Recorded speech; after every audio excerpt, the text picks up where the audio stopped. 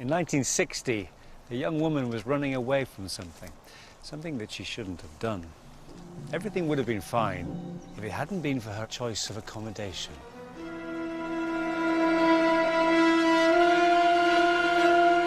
After that, horror cinema and taking a shower would never be quite the same again.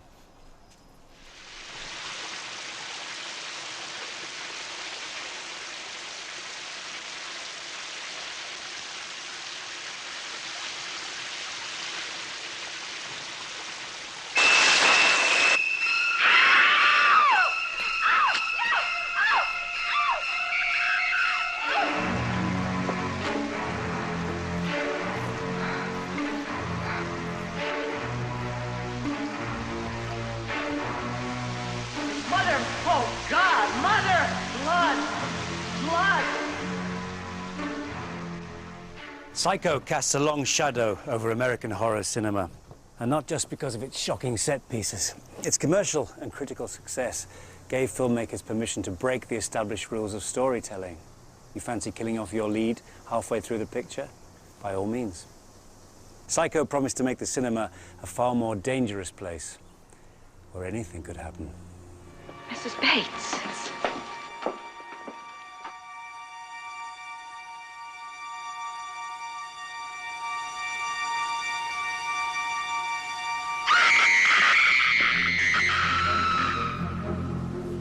It took a few years for this promise to be fulfilled, but when it was, an explosion of American films dragged horror kicking and screaming into the present day.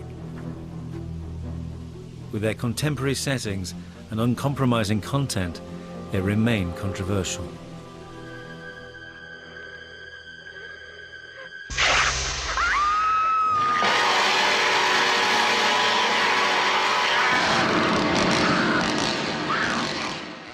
For me, this was a new golden age of horror cinema, but it also left a rather troubling legacy.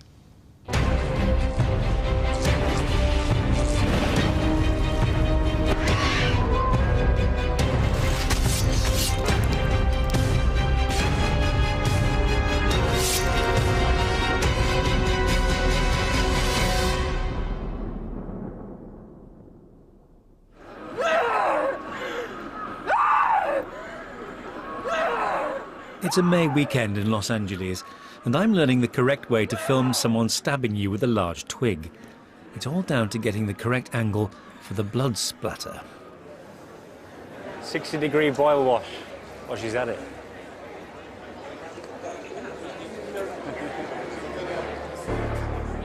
This is a horror convention where fans from across America have gathered for a festival of shopping, film screenings, and fancy dress. Horror cinema now has a loyal following that protects it from the periodic slumps of its earlier years. More than anything else, it was the new wave of American films that emerged after the late 60s that made this possible. Thanks to their fearsome reputation, these films are often seen as only being for hardcore horror fans, but I think they deserve a wider audience. To find out why, let's flip back to 1968, when a small independent film appeared almost out of nowhere and put American horror back on the map. There we are, the very thing. They're coming to get you, Barbara. Stop it! You're acting like a child. They're coming for you. Look, there comes one of them now. He'll hear you. Here he comes now. I'm getting out of here. Johnny.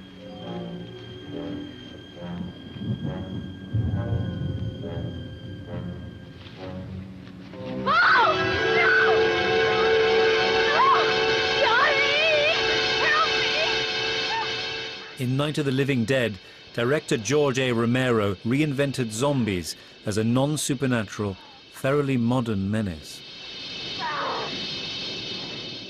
I was very struck again watching it recently how really good the zombies are.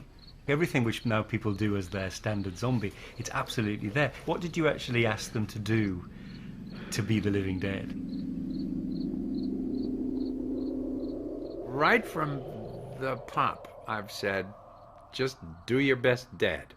don't do. Frankenstein, just if you were dead and weak and you were having a hard time walking, and just do what you'd like. And I find that people are just so creative with it.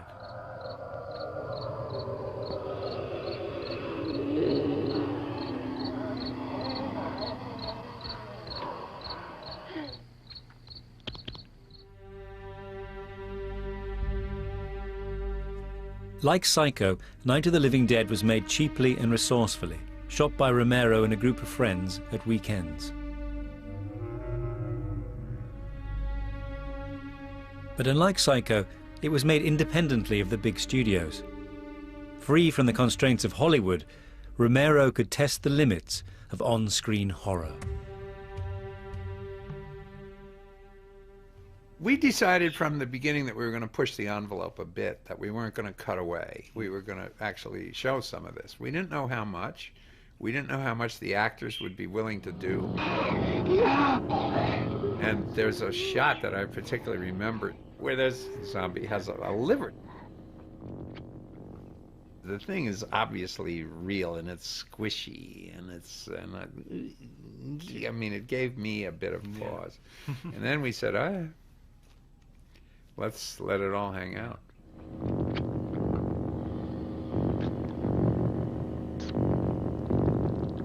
But the film challenged audience expectations in even more important ways. I think the biggest reason that Night of the Living Dead was sort of talked about as sort of essential American cinema, particularly of that decade, was because the lead actor was an African American. Mm-hmm. And that, I have to say, was a damn near pure accident. Dwayne Jones was the best actor from among our friends.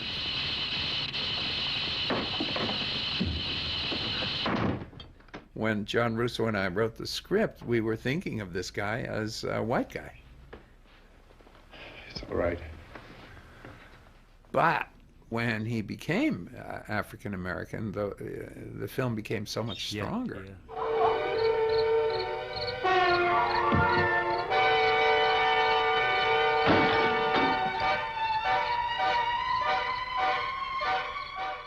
Night of the Living Dead is raw and violent, but not, I think, gratuitous, because it feels true to the era in which it was made.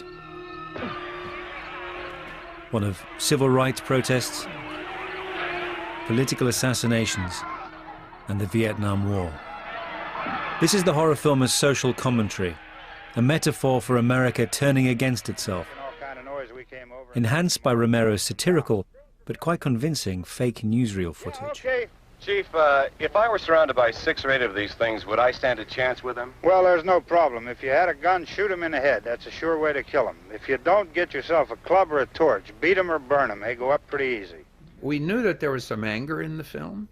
What we were talking about mostly was the disintegration of the family unit and of the community, the disintegration of community was what we felt. Also a bit of anger that peace and love had not worked as well as we might have liked. And all of a sudden, you know, the world was still in the same sort of state of collapse and chaos that we'd all been trying to repair.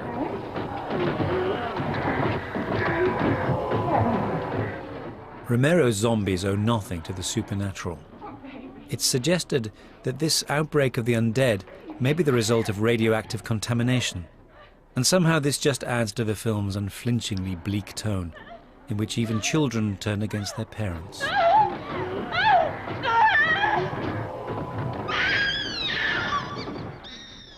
And taking a cue from Hitchcock, Romero is unsentimental about the fate of even his most sympathetic characters. You, drag that out of here and throw it on the fire. Nothing down here. All right, go ahead down and give him a hand. Let's go check out the house. There's something there. I heard a noise.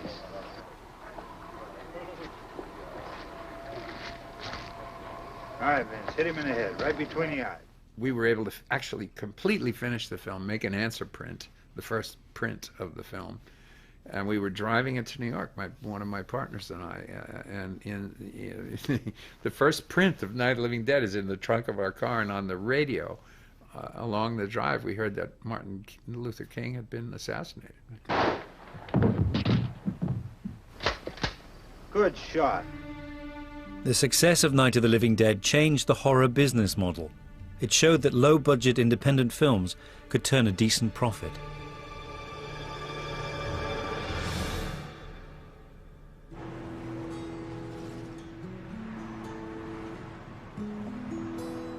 Other young directors picked up their lightweight cameras and followed Romero's lead.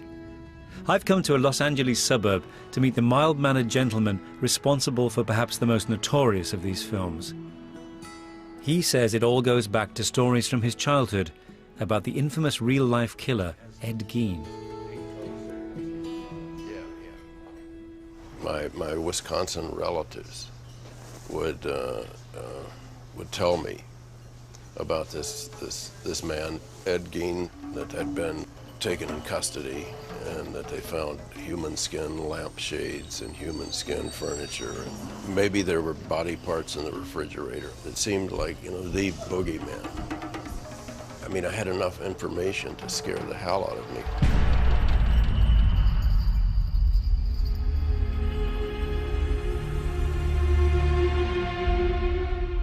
The same case inspired both Psycho and Hooper's 1974 film, The Texas Chainsaw Massacre, which presents itself as a true story, a kind of Crime Watch reconstruction from hell. There's nothing supernatural or even science fiction about the film, but its characters find themselves trapped in a backwoods America which seems to have been bypassed by progress, a place where a family house can also be a slaughterhouse, a place that's atavistic and cannibalistic. Before I'm making Chainsaw, I started really considering what makes horror work based on my experience of seeing films. And I found, to me, that films set in and around death gave it an additional tone, because, I mean, the death is the ultimate monster.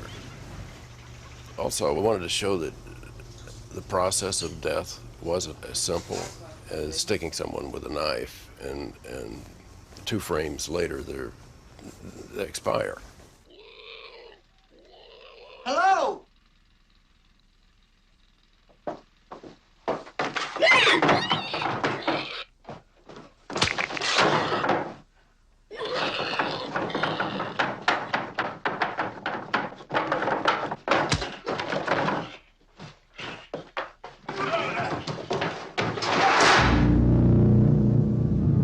The film's bogeyman is Leatherface, a massive former slaughterhouse worker forever hidden behind a mask made from someone's skin, and perhaps the first iconic American horror monster since the 1940s.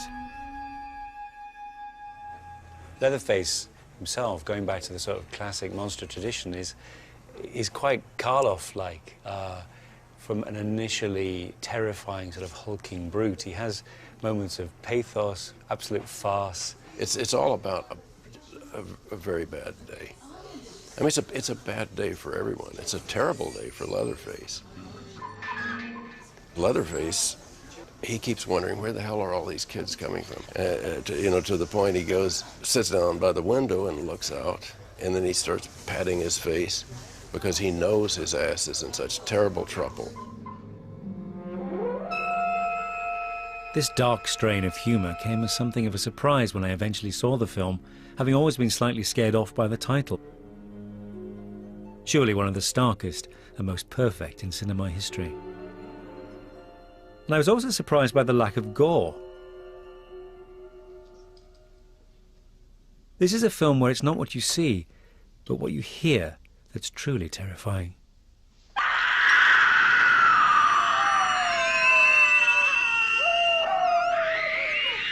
But the sound design is so great that there's a sort of pneumatic drill, almost subliminal again, kind of pounding away, and Sally's screams become so endless, it starts to freak you out, I think. The whole thing becomes like a genuine nightmare. The screams that she was making were so real that you felt the sound went into you and you knew it was the sound of truth.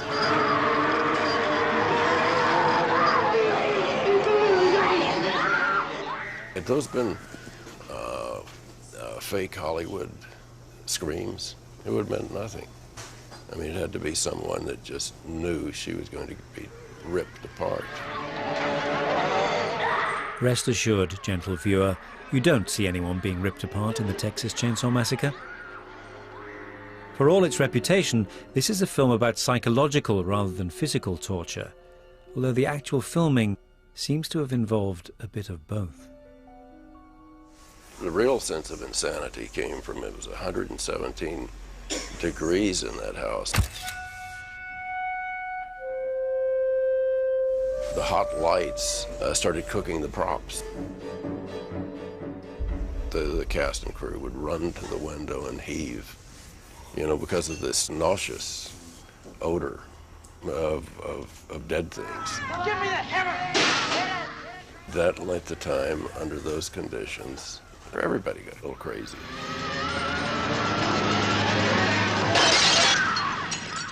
They all hated me at the end of the movie. I mean, there were two rap parties going on. One, the groups were split, and my rap party was sitting on the porch of the house all by myself.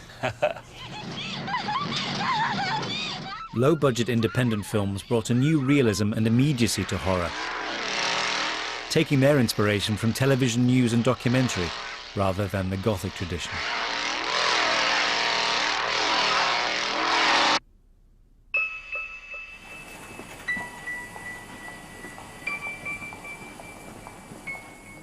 But horror was also getting proper money behind it once more.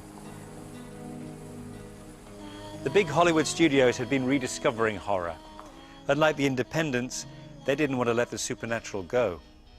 But even their glossiest productions now had a fresh, contemporary edge. At the forefront of this new cycle of Hollywood horror was Paramount Pictures' Rosemary's Baby. Released in 1968, it's the story of a young couple who move into a New York apartment unaware that their elderly neighbors are Satanists. It was the first American picture by an acclaimed European director, Roman Polanski, and it starred a fashionable young actress, Mia Farrow, as Rosemary, sporting an equally fashionable Vidal Sassoon haircut. Rosemary's Baby had an interesting topical subtext about women's independence and control over their bodies. But it also served up a classic horror climax, where some delicious dialogue helps Polanski get away with not actually delivering a shock reveal.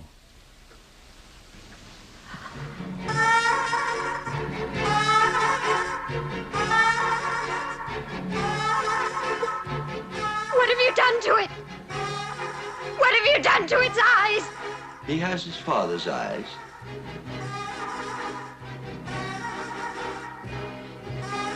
What are you talking about? Guy's eyes are normal. What have you done to him, you maniac? Satan is his father, not Guy. He came up from hell and begat a son of mortal woman. Hail Satan! Hail Satan! Satan is his father. Hail Satan indeed. Rosemary didn't just give birth to the devil's baby. She spawned a whole brood of films about demonic children. Looking back, it's clear why this theme may have resonated with American audiences. At the time, a generation gap appeared to be opening up between the establishment and young people. The model, clean-cut youth of America seemed increasingly to have been replaced by shouting, swearing, angry young men and women. It was like they'd become possessed.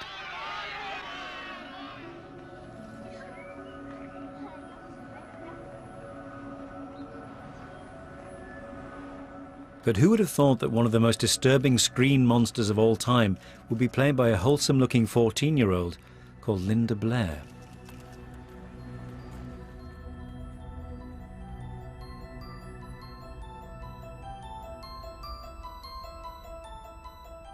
Whilst Rosemary's Baby has a sly sense of humour, The Exorcist takes good, evil and religion very seriously.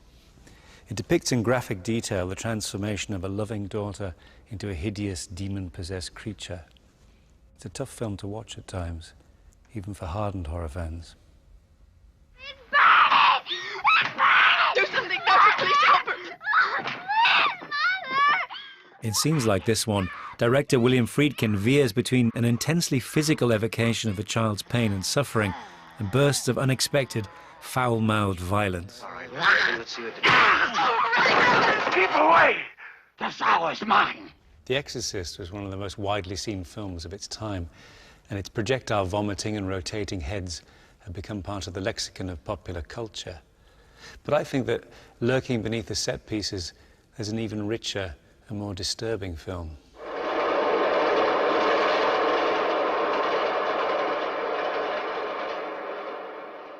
There's one particular setup and payoff that I find very effective. This is Father Damien Karras, the closest thing the film has to a hero, a man wrestling with his own guilt and doubts. Father, could you help an old altar boy? I'm a Catholic.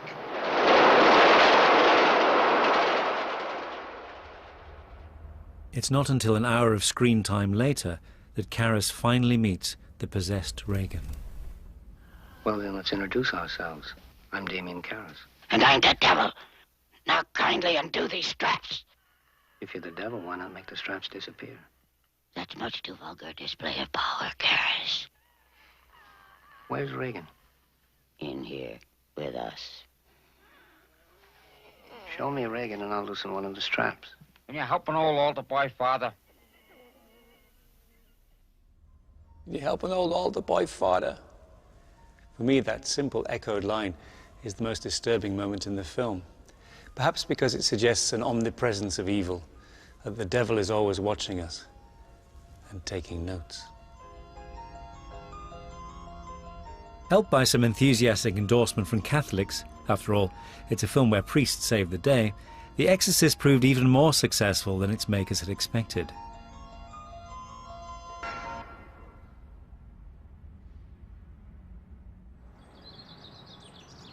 Satan had cemented his position at the head of the box office, and Hollywood now felt confident enough to put big money and big stars behind him. 1976 saw the arrival of what is arguably the first horror blockbuster.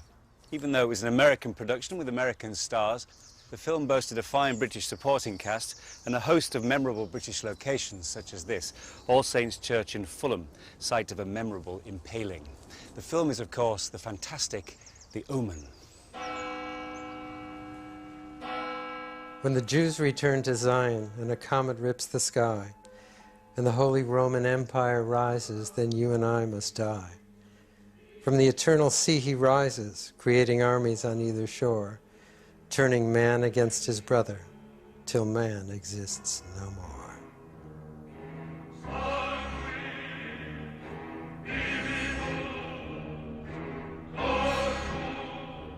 The Omen purports to be based on biblical prophecy, but you'll struggle to find its most famous verses in the book of Revelation. They were a complete invention by writer David Seltzer.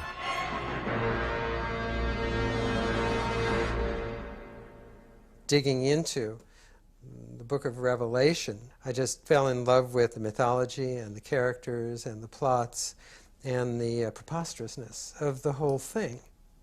And I thought, I'm going to do something preposterous, and it's going to look real.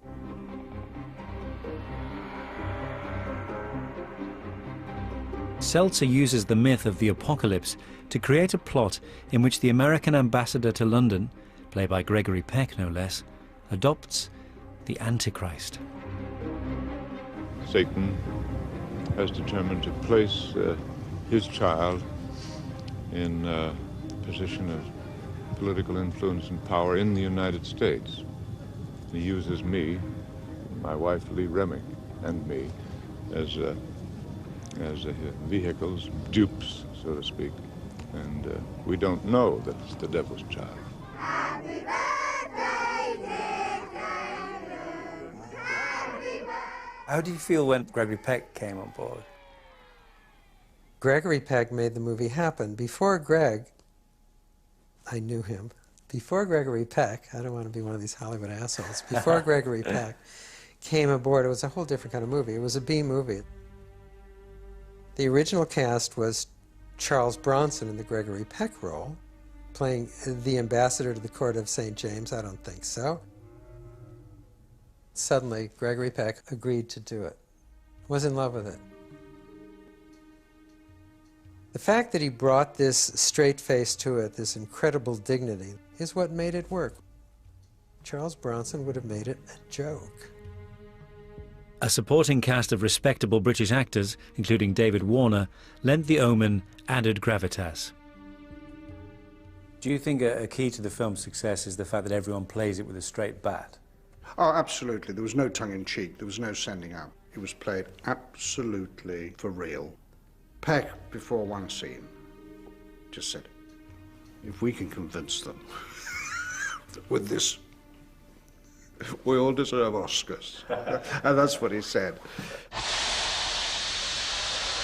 You can see the challenge Warner and Peck faced in this piece of textual exegesis. And as for the rise of the Roman Empire, scholars think that that could well mean the formation of the common market, the Treaty of Rome. Bit of a stretch. Yes, well, what about this? In Revelations it says, he shall rise from the eternal sea. Well, that's the poem again. From the eternal sea, he rises, creating armies on either shore. That was the beginning of it. And theologians have already interpreted the eternal sea as meaning the world of politics. The sea that constantly rages with turmoil and revolution.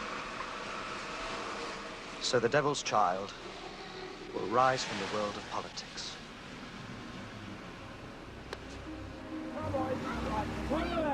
The Omen is all the more effective for the fact that we never see anything explicitly supernatural happen on screen, just a series of rather unfortunate events, such as a nanny hanging herself at a children's party. The reason it felt so frightening is that there was a critical mass, an accumulation of coincidental, horrific accidents, any one of which, out of context, could have looked like it could have happened. But then you began to get the accumulation and understand that there was this wave of evil coming toward these characters that they would ultimately not be able to escape. The film really begins to raise its game with the death of a priest and former Doctor Who, staged here in Fulham with an almost operatic flamboyance. Were you there for the spearing of Patrick Troughton? I was there on the day that Patrick Troughton was speared, and I think these days it would have been all done CGI, but we were just a bunch of kids putting on a show with cardboard and Scotch tape. There was a fishing line that went from the top of the church and was anchored in the ground behind Patrick, and on cue it was sent sliding down. There was just a little wooden spear, very light, sent sliding down that fishing line, and as it supposedly came through and was really landing behind him, Patrick just went. And that's an effect that would cost $200,000 today. It costs about $7.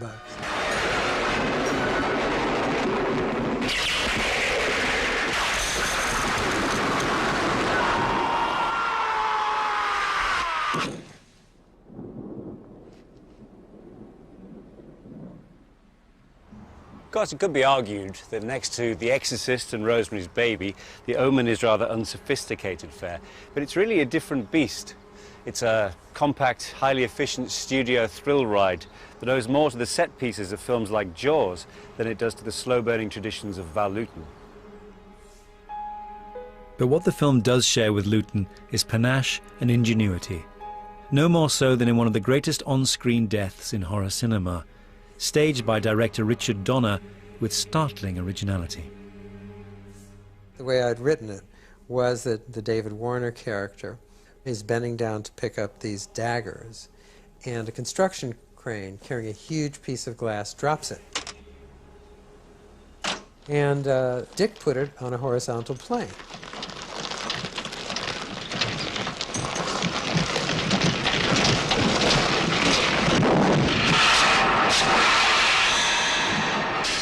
When I saw that head twirling, and I saw the dailies of it twirling in slow motion, I thought, oh yeah, Dick is doing something very special here.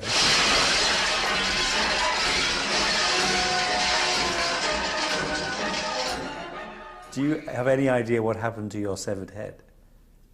I lost it in the divorce.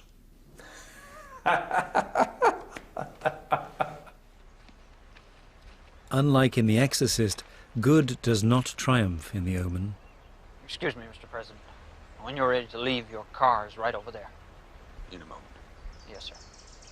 At the end of the tale, Damien the Antichrist is the last character standing. But in its very final shot, the film does something highly daring for a 70s horror film. It breaks the fourth wall. Does that smile mean we're all in on the joke, or that the devil knows we're watching? But you don't believe in the devil? No, certainly not. I wouldn't be messing around with stuff like this if I did.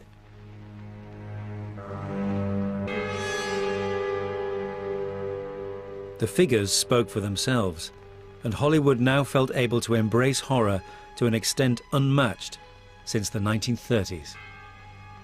There's a fascinating footnote to these big studio extravaganzas.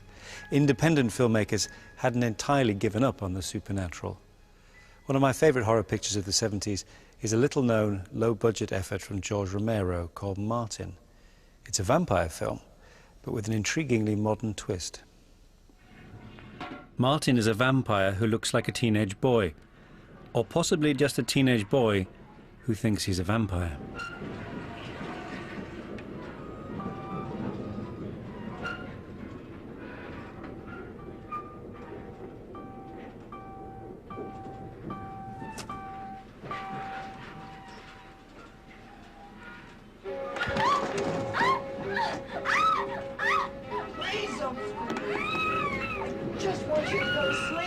With no obvious supernatural powers, he subdues his victims using drugs and violence.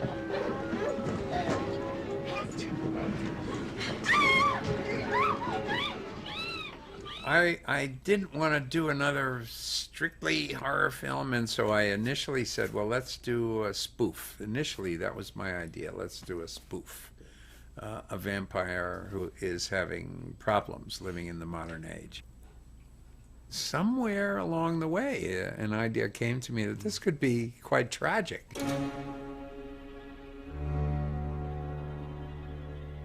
The film cleverly straddles the classic supernatural and contemporary secular strands of horror cinema. Martin is haunted by memories, or maybe just fantasies, of a romantic, gothic past.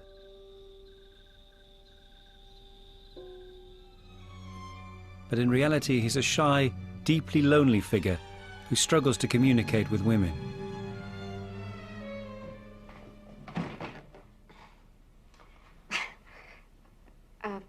You must be Martin.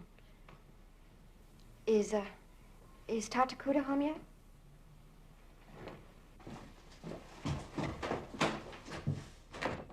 I said, what if this is some kid who just is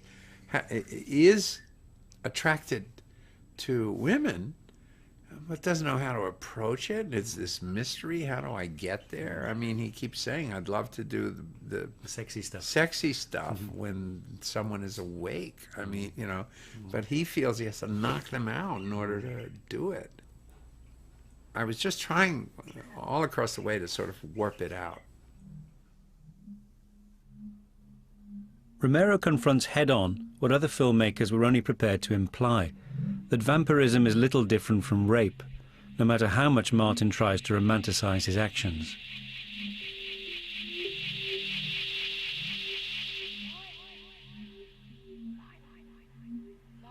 Is he a fantasist who thinks he's a vampire? Oh, gosh, I think completely he is, completely. I mean, you have to make a decision when you're doing a film like that where you want it to be ambiguous. But you have to make a decision so that you don't violate your own rules. But while George Romero was deconstructing traditional horror, a Canadian director was taking the genre in an entirely new direction.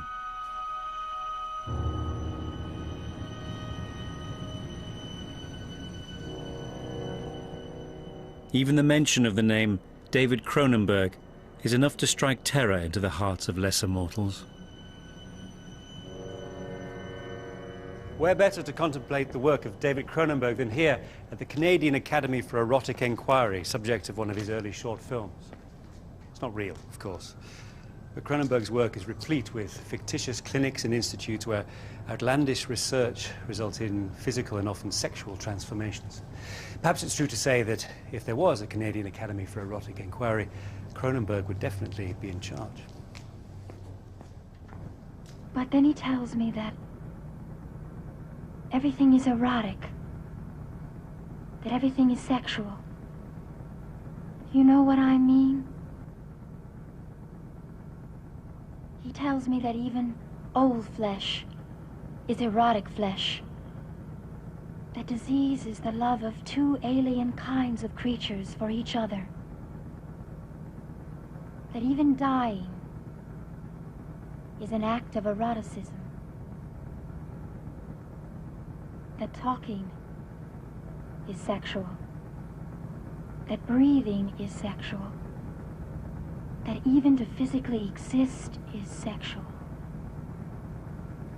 And I believe him. And we make love beautifully. Shivers, also known as The Parasite Murders and They Came From Within, was Cronenberg's first full-length feature, and it perfectly encapsulates his abiding preoccupation with sex and body horror. It explores what happens to the inhabitants of a plush Montreal apartment block when they're infected by an outbreak of venereal parasites.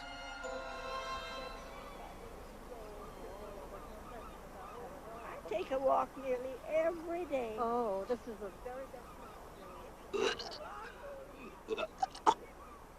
Oh! Oh! Oh! Good heavens! It's fair to say that Cronenberg's cast, which included horror queen Barbara Steele, may not quite have realised what they were in for.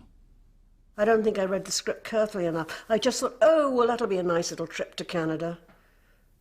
Cronenberg loves bodily fluids, as we found out in subsequent movies, you know. They materialize all over the place. And he certainly sort of pulled it off with the Parasite Murders or Shivers, with these repulsive creatures coming out of I'm in the bathtub in this insane kind of disgusting, falling apart, parasitical thing that looks like, you know, the crown jewels coming up towards me. I just thought, God, what am I doing here? This is insane.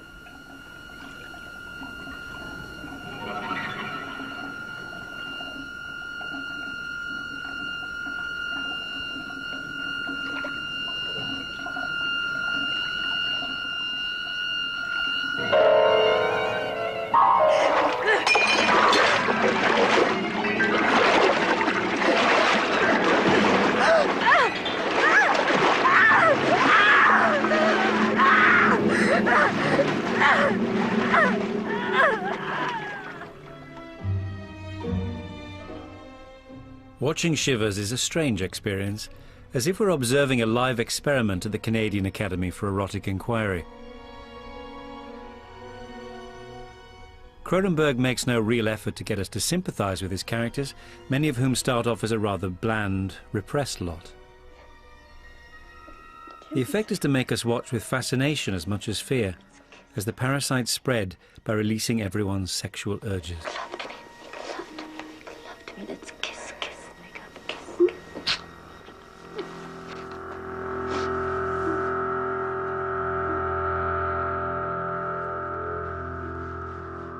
I think he is more comfortable when he was filming the things which were really important to him, which were, in fact, of course, all the parasites and all the repellent stuff.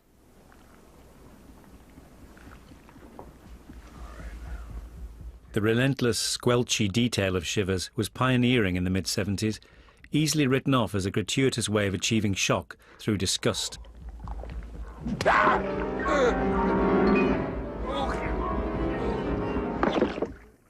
I think what really depresses me about that film is that it's so utterly unhealthy. It's not going to corrupt anybody, but equally it's not going to do anybody any good.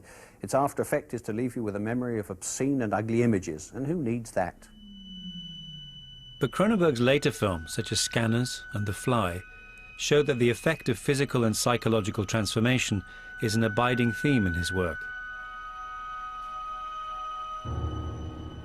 He often suggests it should be accepted rather than feared, perhaps like our own experience of disease and aging.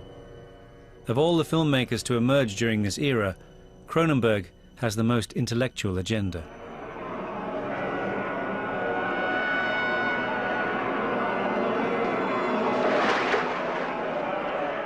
The film ends with the parasites triumphant, free to spread and infect the rest of society.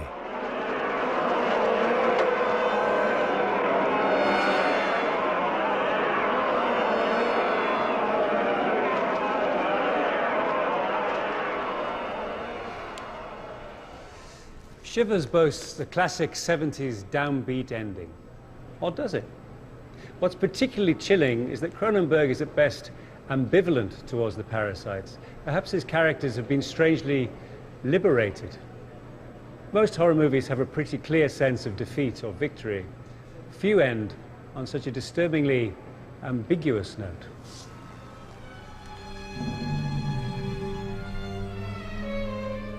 Remarkably, Cronenberg's full frontal assault on Canadian values was partially bankrolled by taxpayers' money through the National Film Development Fund. Questions were asked in Parliament, but the fuss died down when it emerged that Shivers had become one of the most profitable Canadian pictures ever made.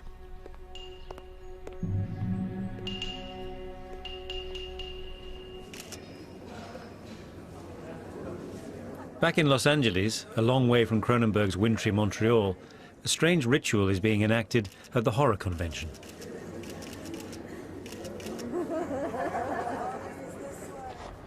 This is a zombie walk, an increasingly popular pastime amongst fans who delight in dressing down and letting their inner ghoul rip.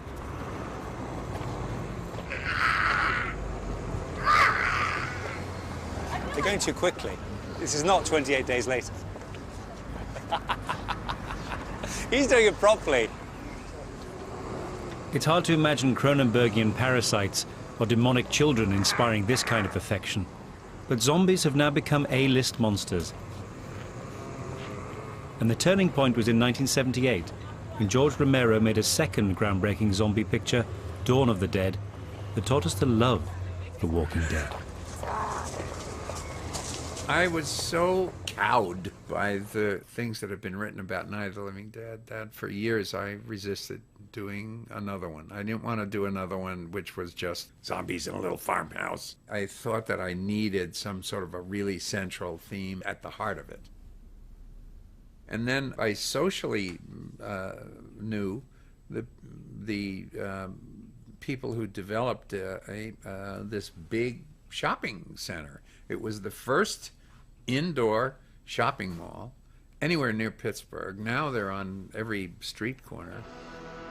I said, oh, here's something that I can really have a little fun with. What the hell is it? Looks like a shopping center, one of those big indoor malls.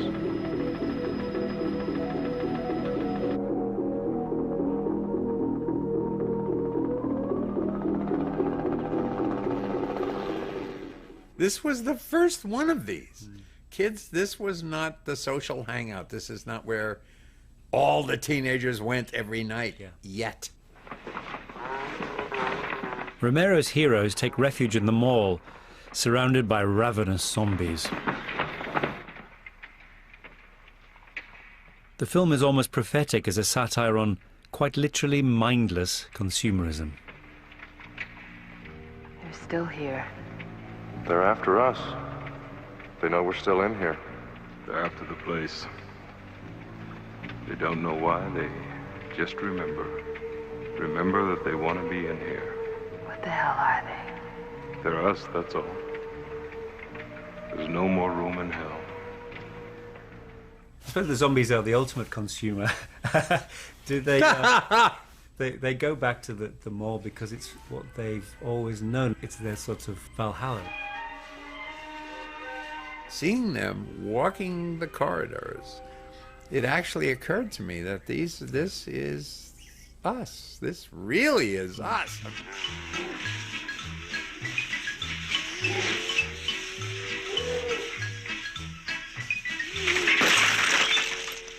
there's something about desire.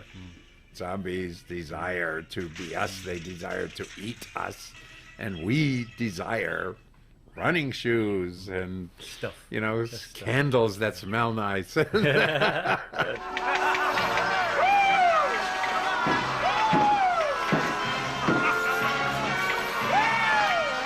Is the comedy, the satire, very important? I've tried to put it in there from the pop into my films. I think it softens it. It makes it more of a conversation between you and I. It's a little joke. It's like a joke before an important speech. Yeah. You know, it says, wait a minute. I mean, we're friends here. You know, let's chuckle about this and not get too upset. And I think it's quite important.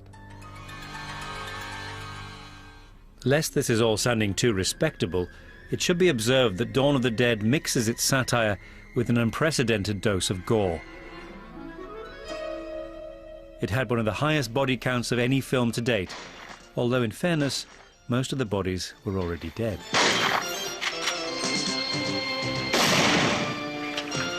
Hey, when the door opens, push. That's it, push. That's it. You know the Coyote and Roadrunner cartoons? Yeah. I think the zombies are the coyotes of Monsterland. They're there to be damaged. Say goodbye, creep.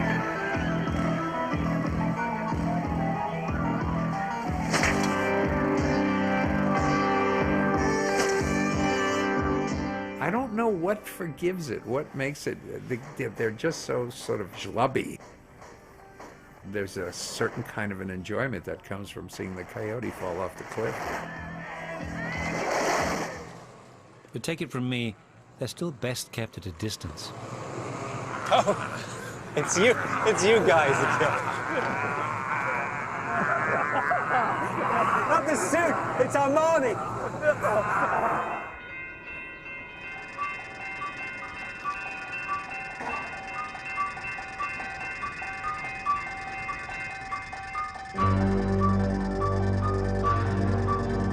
Dawn of the Dead's blend of slapstick gore and social satire showed just how much horror films had evolved in the 1970s.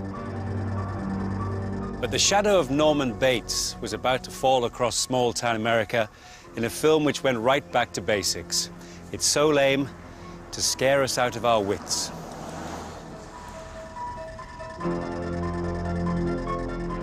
The final destination on my horror itinerary is the scene of the crime of Halloween.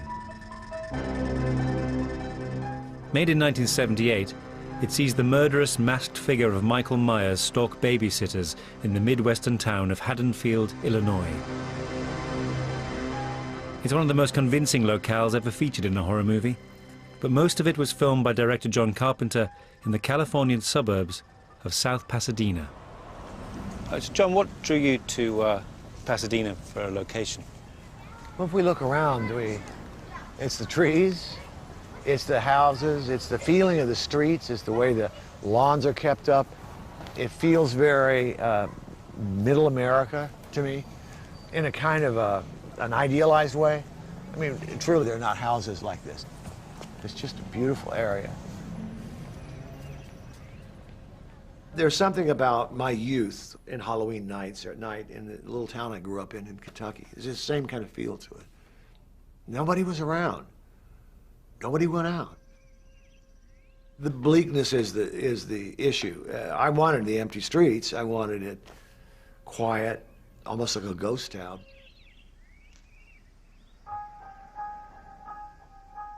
Carpenter uses the empty streets to build a pervasive sense that his characters are under surveillance from a barely glimpsed figure.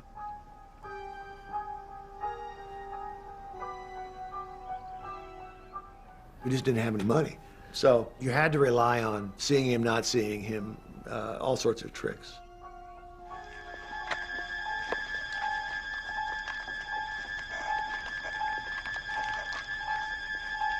Oh, look. Look where? Behind the bush. I don't see anything. The guy who drove by so fast, that one you yelled at. Oh, subtle, isn't he?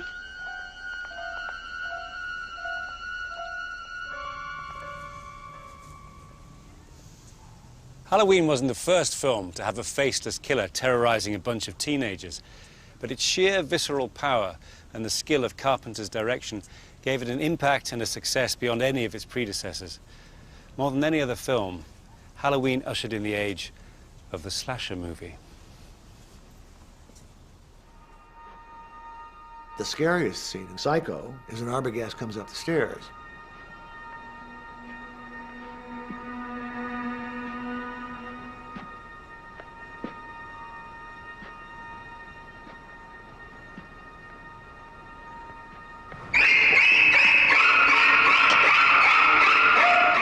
That moment of coming out of nowhere influenced me for Halloween.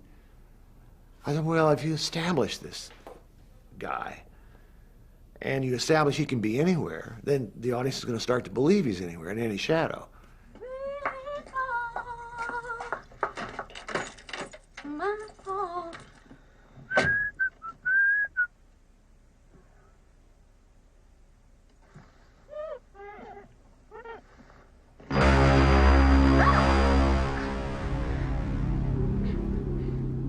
It's with this increasing sense that the killer is omnipresent that Halloween becomes a true horror film, something much more than just a well-executed thriller. Like the devil in The Exorcist, Michael Myers is anywhere and everywhere, and seems unstoppable by any physical means. It makes the film an immensely scary watch.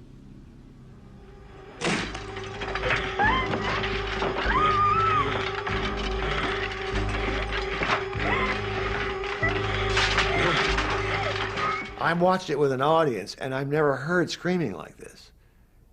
Just out and out screaming.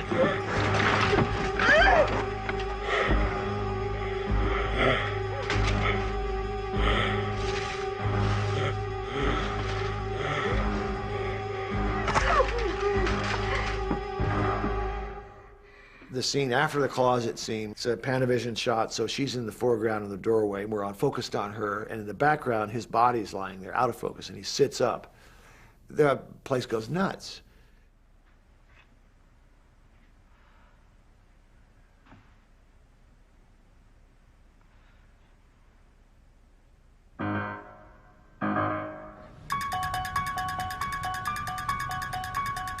It's been a long time since I've been here. So this is Laurie Strode's house. It is. It is. It is.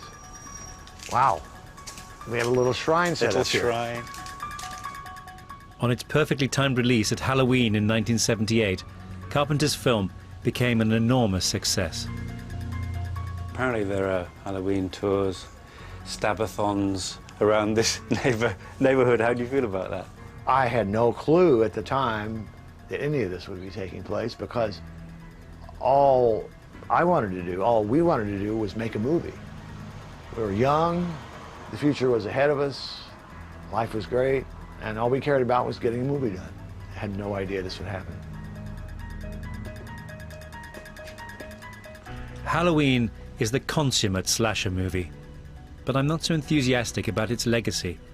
A slew of lower quality, increasingly gory serial killer outings that would overwhelm the genre for years to come, like horror's equivalent of Dutch elm disease.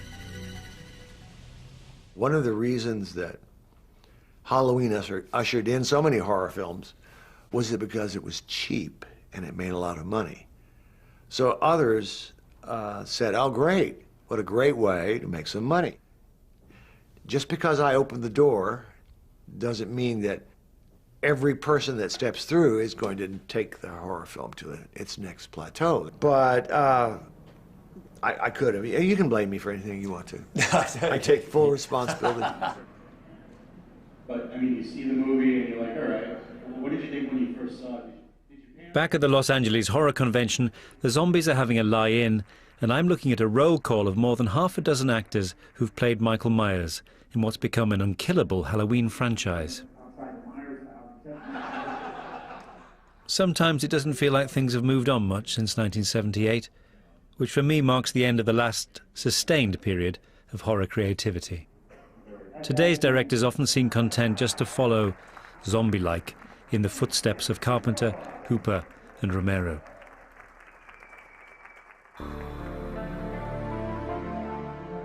Yes, there have been standout single films, and some splendid flourishings in places like Japan, Spain, and Mexico.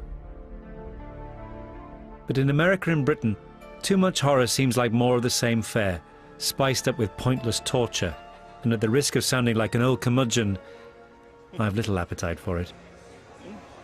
I think the older you get, the more you feel your own mortality, the more your sort of tastes shift. Mine have certainly shifted more towards a love of ghosts and spookiness, and away from blood and gore, which as a teenager I sort of lapped up to, for want of a better expression.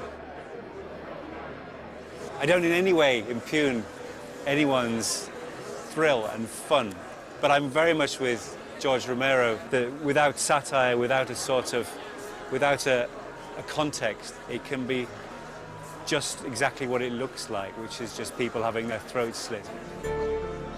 Back when I was a young horror fan, it felt like a somewhat solitary existence. Now there's a huge, thriving horror subculture, a kind of constituency of horror. They're the loyal custodians of the genre, but I worry that horror cinema feels it no longer needs to reach out beyond them. And many ordinary filmgoers feel excluded from today's horror pictures.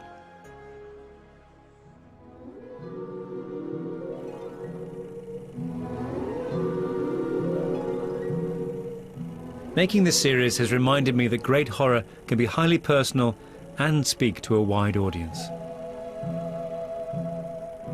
And I hope I've been able to share my enthusiasm and even make some converts to the horror cause. After all, it's always nicer to have plenty of company in the cinema. Otherwise, who knows what could be lurking in the shadows.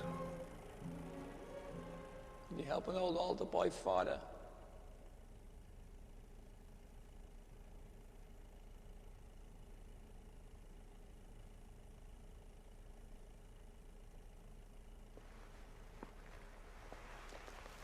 Just a moment, ladies and gentlemen.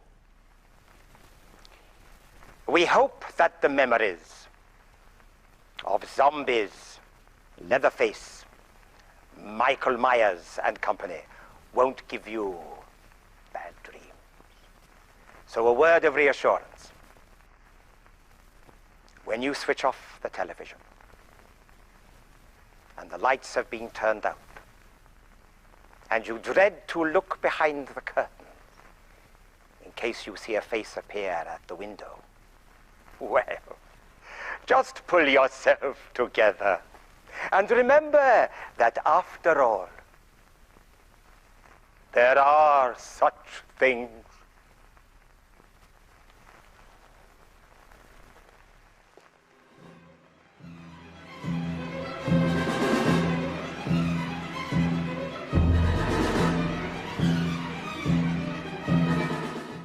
Stay with us, there's classic horror coming up next with Dawn of the Dead.